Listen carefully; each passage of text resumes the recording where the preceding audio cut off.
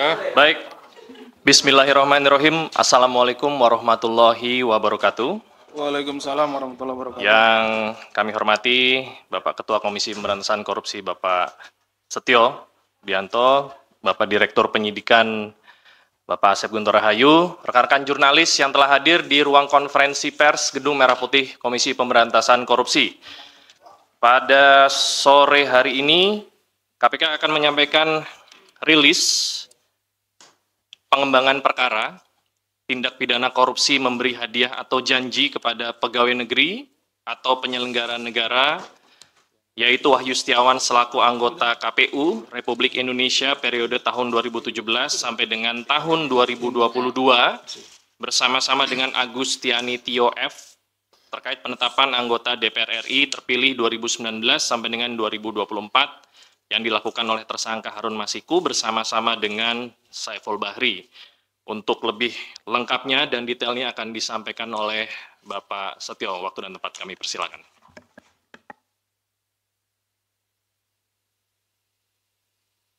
Sudah dengar ya? Ya baik, terima kasih untuk Mas Desa, rekan-rekan wartawan, jurnalis, koresponden semua dari beberapa media yang hari ini hadir.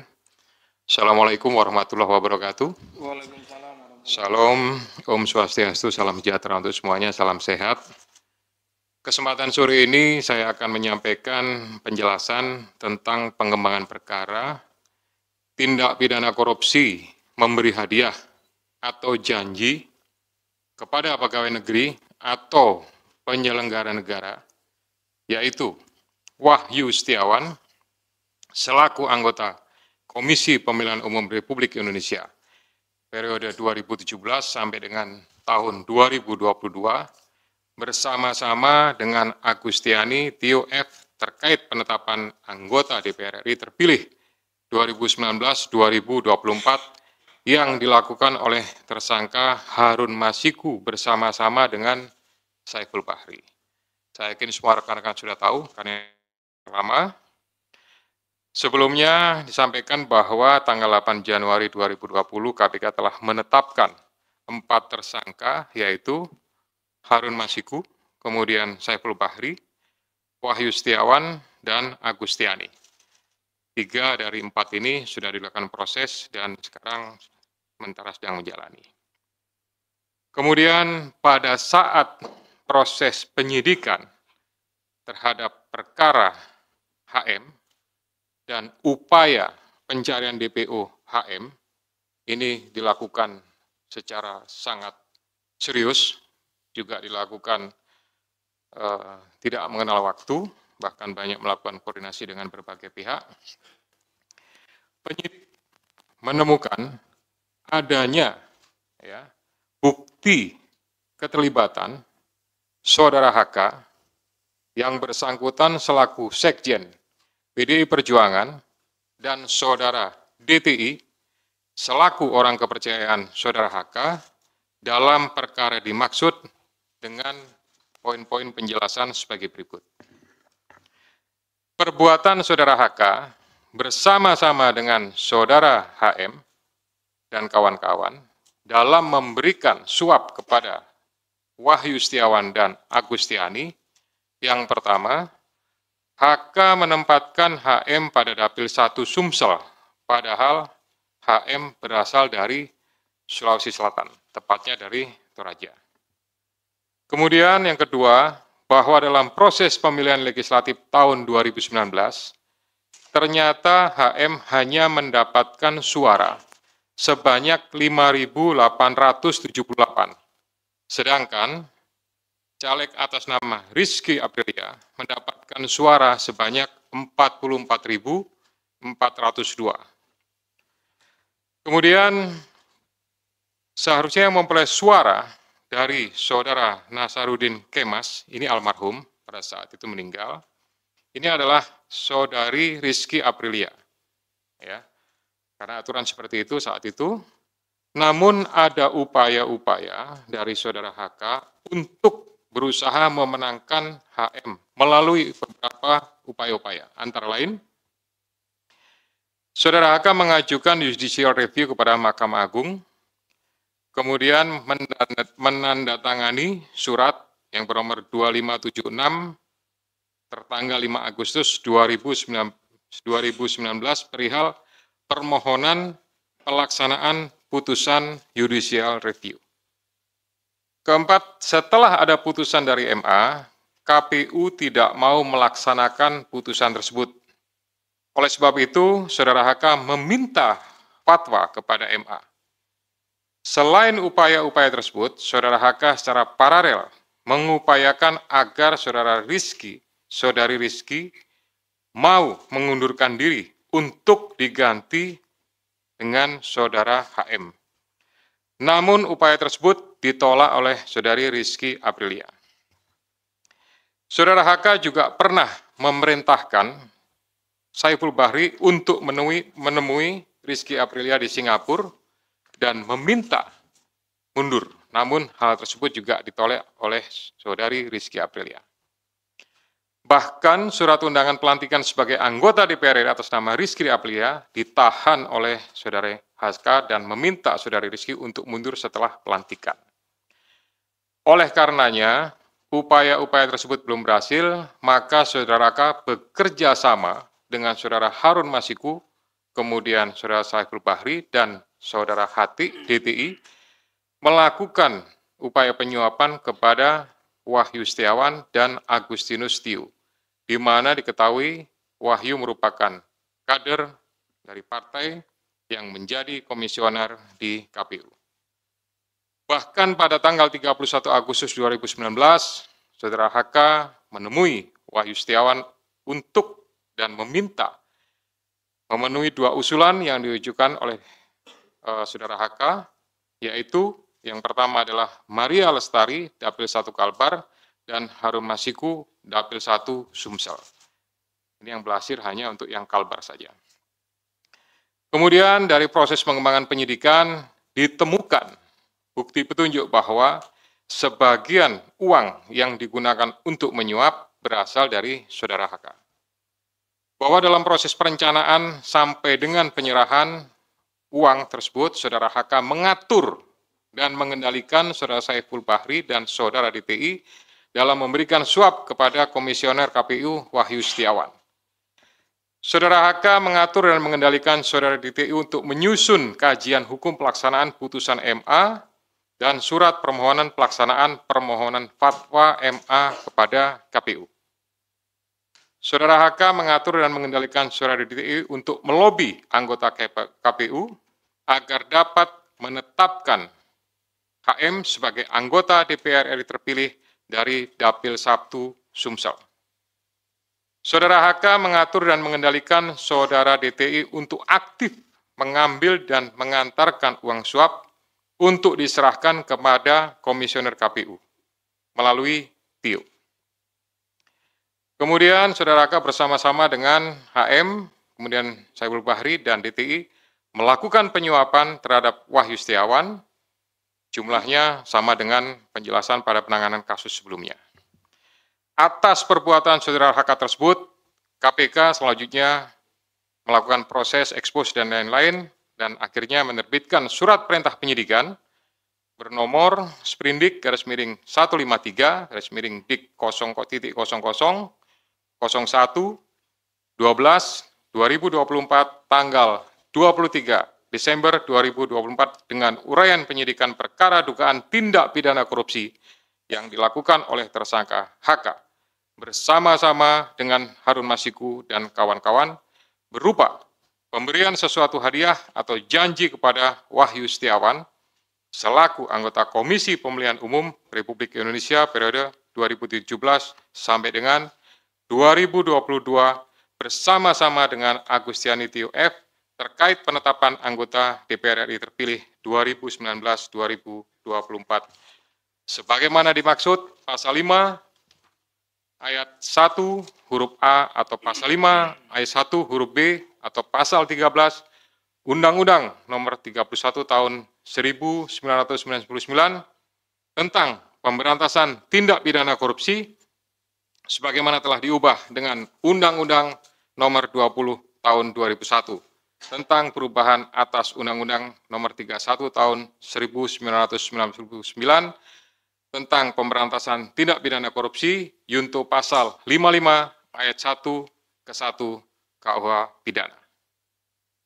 Atas perbuatan saudara DT tersebut, KPK mengeluarkan surat perintah penyidikan nomor sprindik 154 dik 000112/2024 tanggal 23 Desember 2024 dengan uraian sebagai berikut. Penyidikan perkara dugaan tindak pidana korupsi yang dilakukan oleh tersangka DTI bersama-sama dengan Harun Masiku dan kawan-kawan berupa pemberian sesuatu hadiah atau janji kepada Wahyu Setiawan selaku anggota Komisi Pemilihan Umum bersama-sama dengan Agustiani Tio F terkait penetapan anggota DPR RI terpilih 2019-2024 sebagaimana dimaksud pada pasal 5 ayat 1 huruf A atau pasal 5 ayat 1 huruf B atau pasal 13 Undang-Undang Nomor 31 Tahun 99 tentang pemberantasan tindak pidana korupsi sebagaimana telah dirubah dengan Undang-Undang Nomor 20 Tahun 2001 tentang perubahan atas Undang-Undang Nomor 31 Tahun 99 tentang pemberantasan tindak pidana korupsi junto pasal 55 ayat 1 ke 1 KUH pidana. Selain perbuatan tersebut di atas, saudara HK diketahui dan diduga melakukan perbuatan tindak pidana lain sebagai berikut.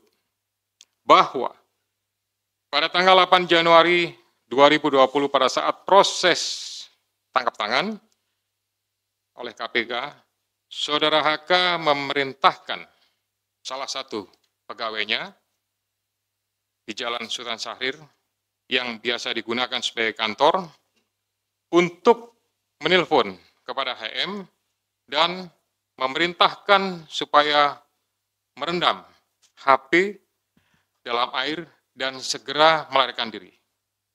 Bahwa pada tanggal 6 Juni 2024, sebelum saudara HK diperiksa sebagai saksi oleh KPK, saudara HK memerintahkan kepada salah satu pegawainya untuk menenggelamkan HP yang dalam penguasaan pegawai tersebut agar tidak ditemukan oleh KPK. Saudara HK mengumpulkan beberapa saksi terkait dengan perkara HM dan mengarahkan, memberikan doktrin, memberikan penekanan agar saksi tidak memberikan keterangan yang sebenarnya, tidak melebar, dan tidak memberikan keterangan yang memojokkan kepada yang bersangkutan. Atas perbuatan saudara HK tersebut, KPK mengeluarkan surat perintah penyidikan nomor sprindik 152 dik 000112/2024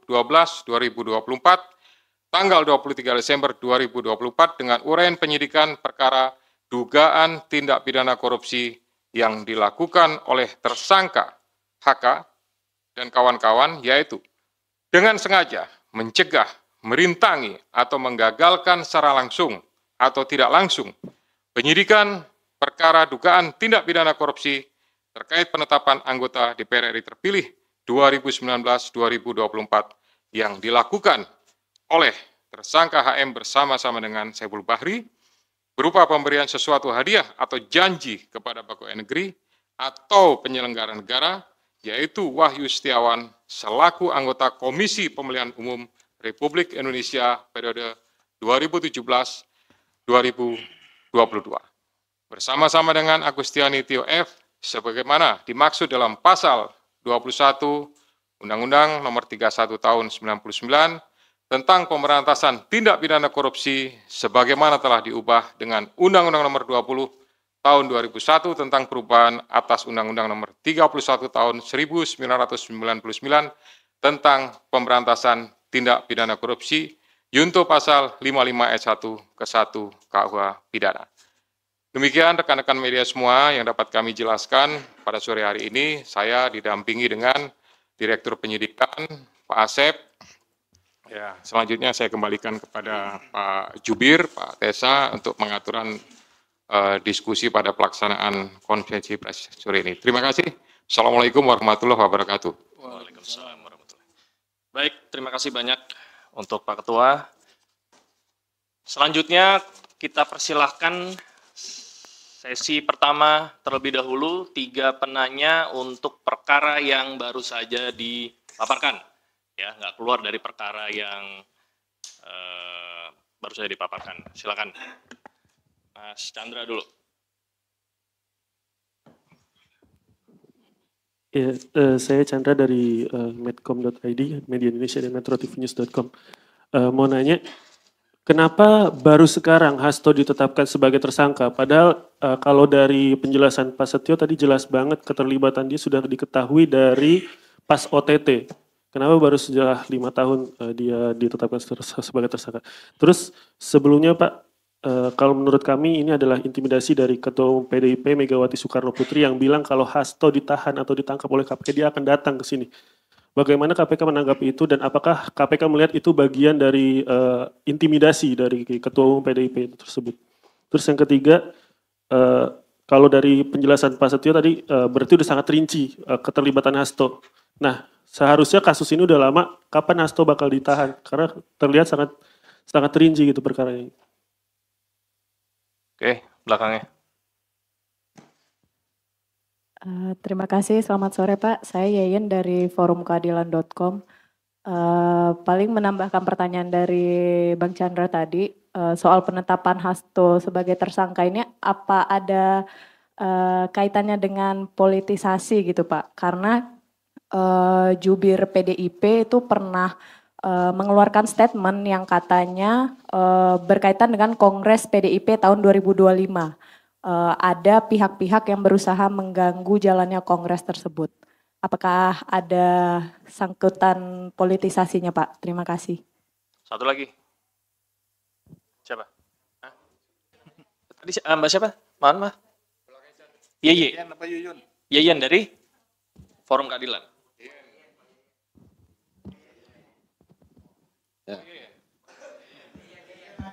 Oke, lanjut. Selamat sore Pak Setio, Pak Asep, Mas Tessa. Perkenalkan saya Rian Pak, CNN Indonesia. Mau bertanya soal pertama, uang suap tadi kan disampaikan sebagian itu totalnya berapa dari Pak HK itu. Yang kedua, ini kan dalam jangka waktu yang lama dan ada apa ya namanya drama-dramatisasi lah pelarian Harun yang balik ke Indonesia, Singapura. Apakah akan menjerat juga dari pihak kementerian lah Pak? Karena waktu itu kan kader PDIP juga dalam OJ, Obstruction of Justice. Yang ketiga, dalam menindaklanjuti sprindik baru ini, apakah KPK sudah berkirim surat ke imigrasi mengenai pencegahan ke luar negeri terhadap HK dan DTI ya, dari Doni Tri Istiqomah. Dan keempat Pak, di luar kasus ini kan baru lagi Pak, saya menemukan pengumuman tersangka ini langsung gitu Pak. Pas dia mungkin mengalami ya. Apakah ada perubahan metode lagi Pak? Terima kasih. Oke, kita tutup dulu ya. Silakan.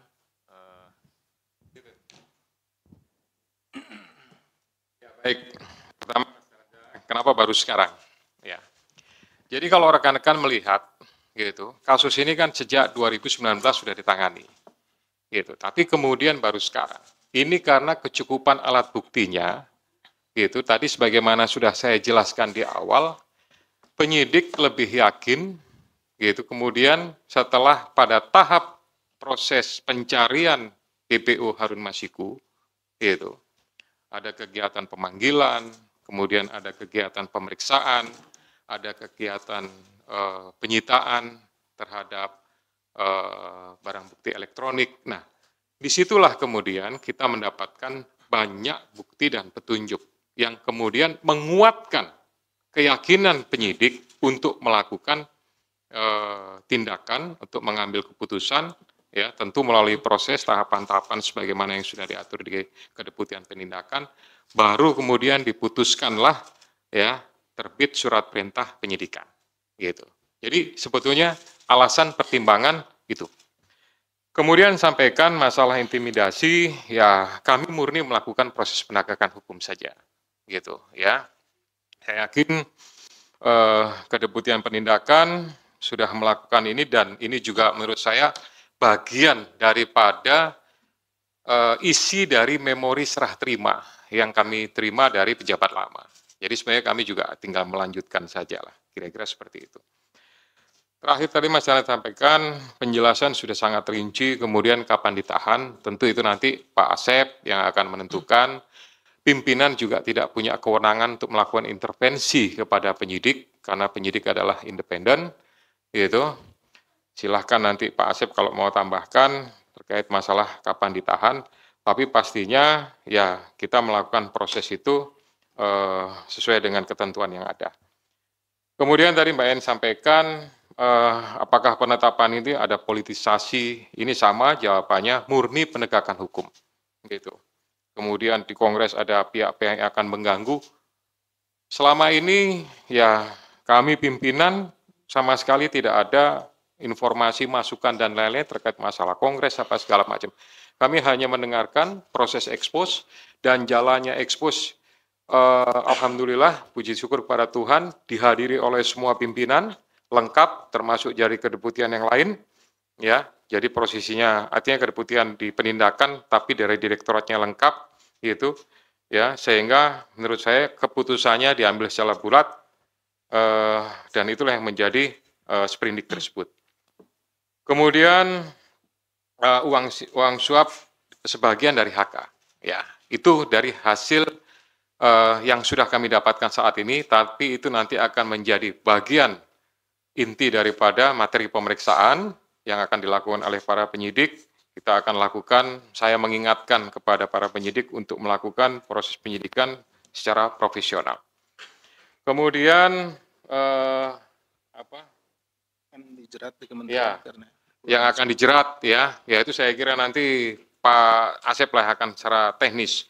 Kemudian tadi yang terakhir ini konvensi pers ini dilakukan, biasa kan dulu-dulu zaman saya masih di sini itu kan dilakukan pada saat bersamaan dengan penahanan. Kira-kira seperti itu ya.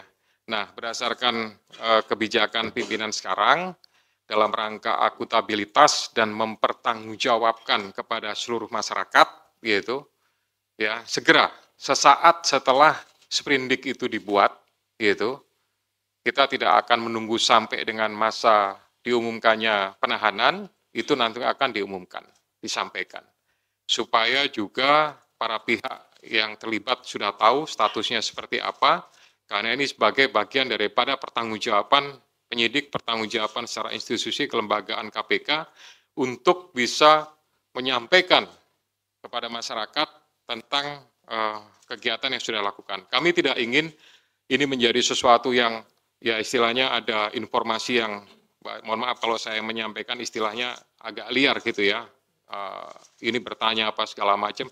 Lebih baik nanti sesaat setelah, nah sesaat setelah itu kan bisa 1 hari, 2 hari atau mungkin 1 minggu, itu nanti tentu dari kedeputian penindakan yang akan menyarankan kepada juru bicara untuk pengaturan kapan dilaksanakan. Tapi prinsipnya itu bagian daripada akuntabilitas KPK kepada masyarakat. Demikian ya. Ya, silakan mungkin Pak Asep menambahkan beberapa hal tadi dari 3 teman-teman yang bertanya.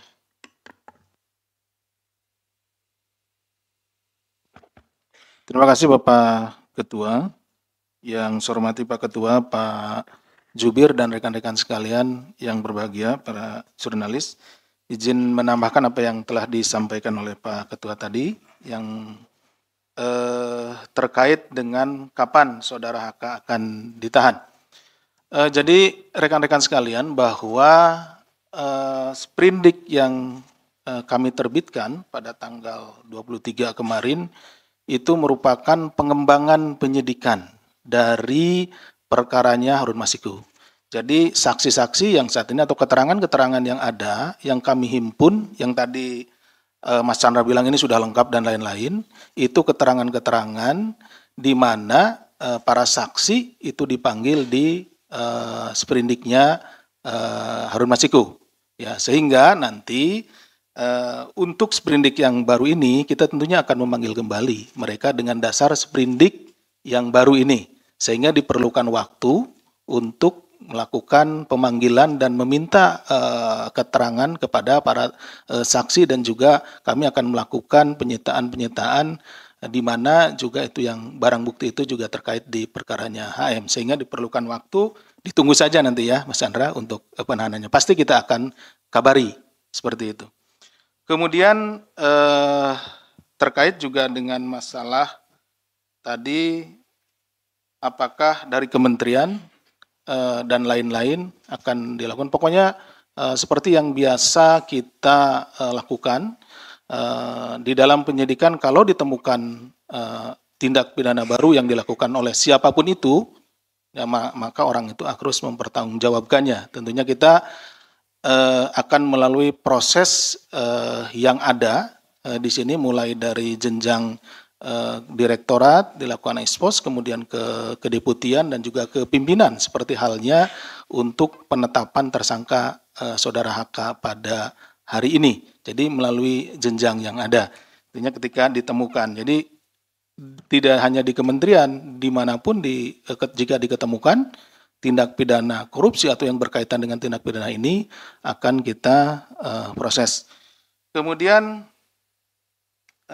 terkait dengan cekal tadi mungkin yang ini Mas Chandra, jadi seperti yang diketahui pada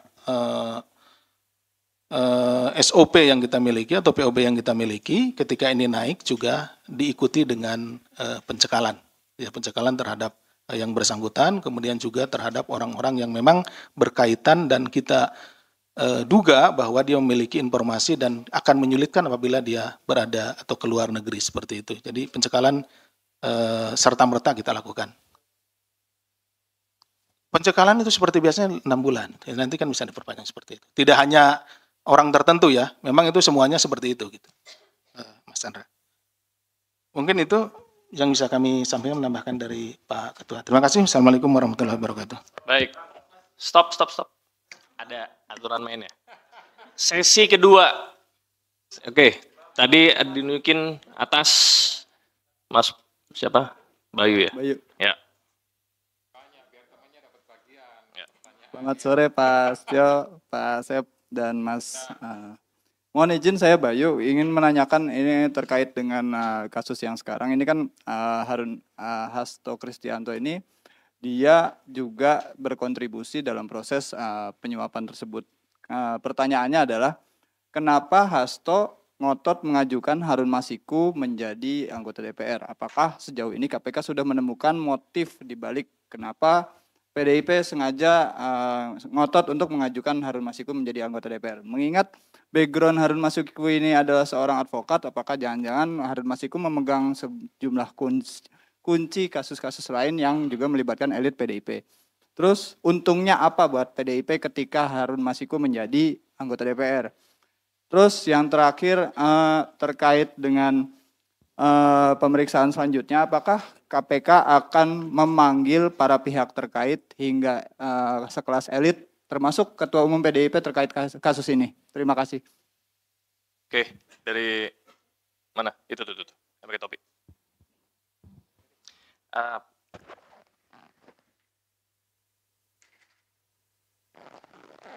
Izin Pak Ketua, Mas Desa.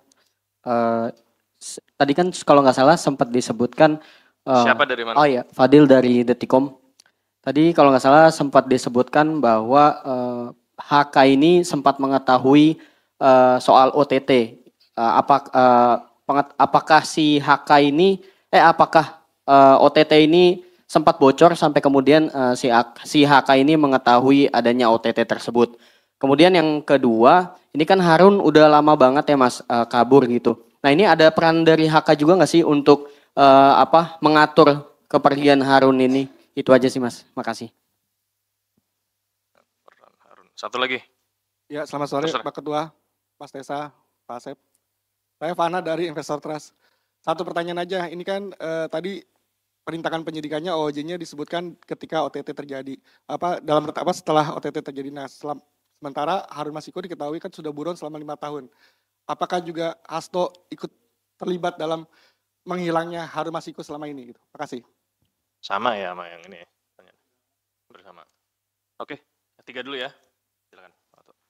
Ya baik, Mas Bayu terima kasih pertanyaannya luar biasa. Tapi mohon maaf nih, itu sudah masuk materi pemeriksaan gitu ya.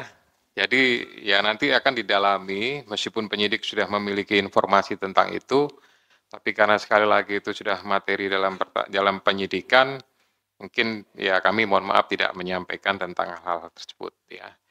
Kemudian untuk panggilan-panggilan yang lain, ya tentunya nanti penyidik sesuai dengan kebutuhan gitu ya. Tidak memaksakan, tapi juga tidak menghantarkan, pastinya mana yang dibutuhkan, itulah yang akan dilakukan pemeriksaan-pemeriksaan. Kemudian tadi masalah UTT apa segala macam, karena prosesnya harus flashback lagi kepada kegiatan di 2019 ya. Nanti semuanya akan kita coba telusuri kembali, gitu, hal-hal apa yang berkaitan, apakah ada informasi, ataukah itu mungkin dugaan-dugaan, atau mungkin mereka hanya dapat selentingan saja. Nah, ini kan mungkin dari pihak sana menyampaikan seperti itu, tapi ya nanti mungkin yang bersangkutan sendiri seperti apa. Kira-kira begitu ya. Kemudian sama tadi pertanyaannya, gitu nanti mungkin Pak Dir lah, silakan untuk memberikan secara teknis jawabannya.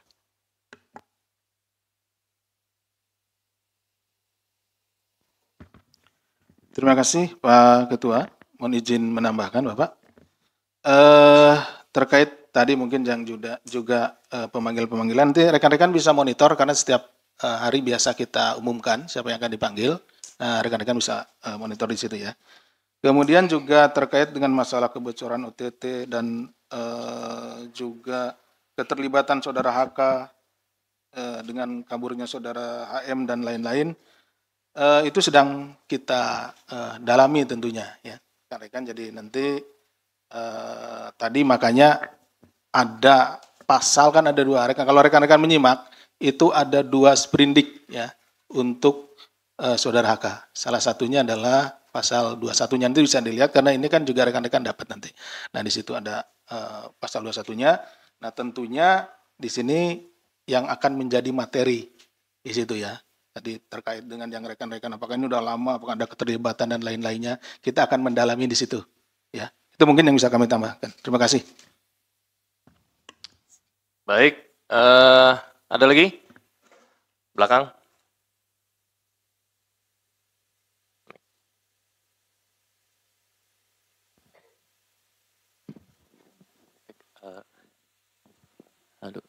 Selamat sore Mas Tesa, Pak Ketua, Pak Sasep. Saya Ade dari Tempo.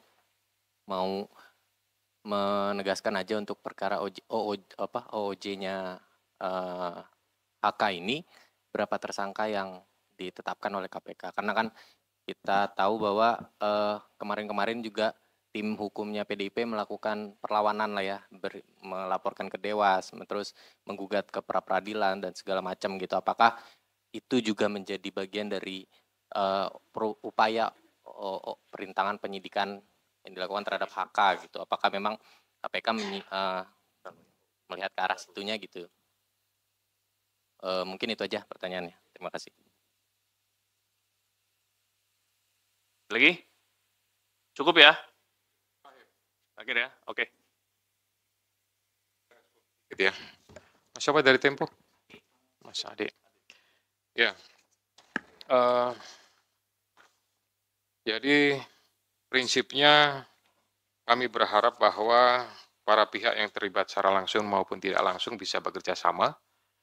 Kemudian yang lebih penting adalah patuh hukum, ya, tidak memberikan opini-opini yang bersifat kontraproduktif, gitu ya, tidak memberikan sebuah hal-hal yang ya penilaian-penilaian yang tidak berhubungan dengan pokok perkara.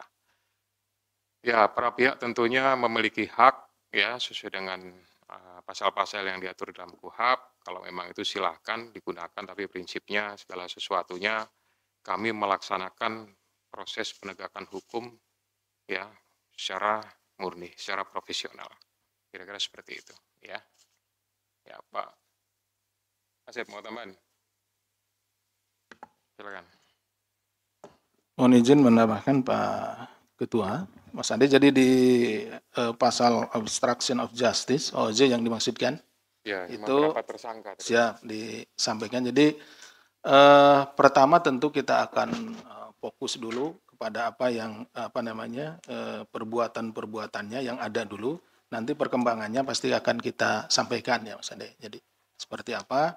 Nah yang sekarang sedang kita susun memang betul-betul karena ini tidak boleh juga kita sembarangan, kita harus benar-benar profesional dalam melakukan ini. Jadi setiap perbuatannya akan kita uji apakah itu memang berkaitan langsung dengan terhalangnya proses penyidikan yang kita lakukan terhadap saudara HM gitu ya. Jadi nanti ditunggu saja ya. Oke, Mas Ade. Baik, rekan-rekan sekalian, terima kasih banyak atas kehadirannya rilis perdana oleh Bapak Ketua kita yang baru, pimpinan kita yang baru. Ke depan tentunya kita akan sampaikan rilis-rilis lagi, baik itu penetapan tersangka maupun hal-hal lain ya, termasuk pencekalan. Untuk itu, sesi ini kami tutup. Wabillahi taufiq wal hidayah. Wassalamualaikum warahmatullahi wabarakatuh.